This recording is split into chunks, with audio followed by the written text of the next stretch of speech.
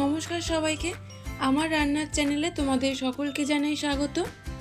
আমার চ্যানেলে নতুন বন্ধু হয়ে থাকলে চ্যানেলটা প্লিজ সাবস্ক্রাইব করে দিও, পাশে থাকা বেল আইকনটা প্রেস করে দিও, যাতে আমি যখন ভিডিও দেব খুব সহজেই ভিডিওটা তোমাদের কাছে পৌঁছে যায়। বিকেলের হালকা বৃষ্টি, জানলার পাশে বসে গরম গরম চায়ের সাথে যদি থাকে দারুণ সুস্বাদু একটি স্ন্যাক্স, তাহলে তো কোনো কথাই নেই। আজকে বানাবো মোচার চপ। অনেকেই মোচা দেখলে একটু ভয় পেয়ে যাও, ভাবো এটা পরিষ্কার করা খুবই ঝামেলা। আজকে আমি দেখাবো কোনো ঝামেলা ছাড়াই কিভাবে একদম দোকানের মতো মচমচে মোচার চপ বানানো যায়।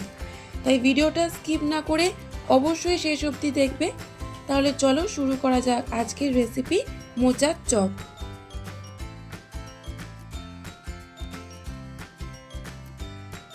মোচার চপ বানানোর জন্য প্রথমে মোচাটাকে ছাড়িয়ে নেব, মোচার খোলাটা ফেলে দেব আর এই ফুলগুলো আলাদা করে রেখে দেব।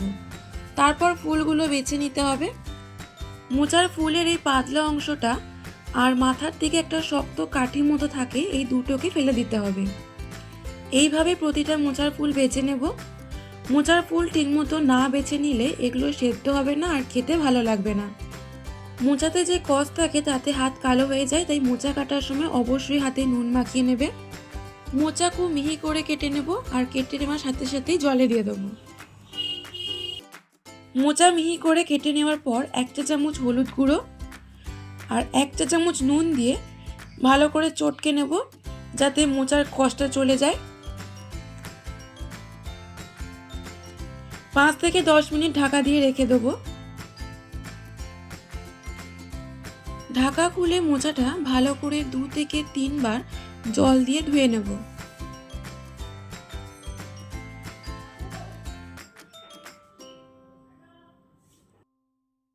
এরপর মোচা সেদ্ধ করার জন্য একটা পাত্রে পরিমাণ মতো জল আর ধুয়ে রাখা মোচাটা দিয়ে দেব। সামান্য নুন দেব। 4 থেকে 5 মিনিট ফোটানোর পর মোচা সেদ্ধ হয়ে গেলে একটা পাত্রে ছেঁকে নেব।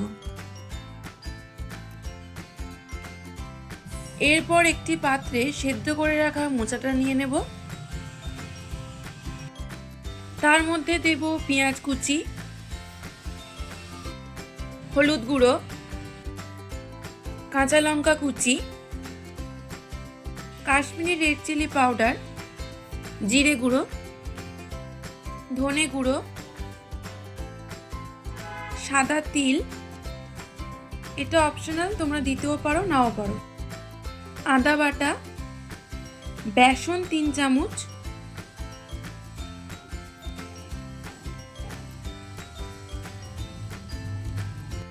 দু চামচ চালের গুঁড়ো,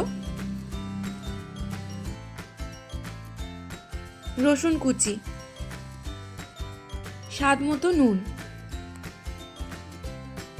সবকিছু দিয়ে মোচা ভালো করে মেখে নেব।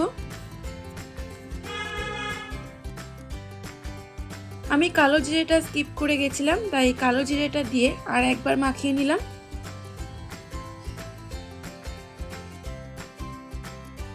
চপের পুর একদম রেডি হয়ে গেছে।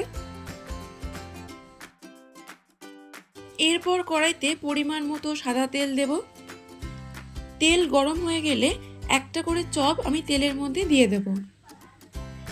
এই সময় গ্যাসের ফ্লেম মিডিয়ামে রাখতে হবে। সবকটা চপ একসাথে দেবে না, তাহলে চপ উল্টানোর সময় সমস্যা হতে পারে।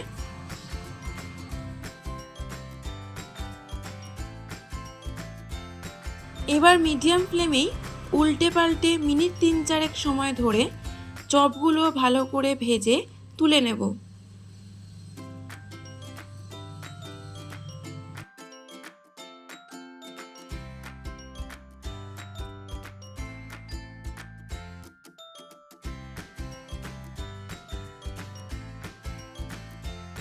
এই একইভাবে আমি বাকি চপগুলো ভেজে নেব।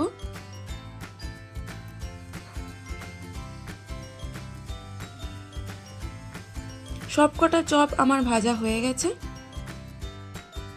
আশা করি রেসিপিটা তোমাদের ভালো লেগেছে। তোমরা বাড়িতে অবশ্যই একবার ট্রাই করো।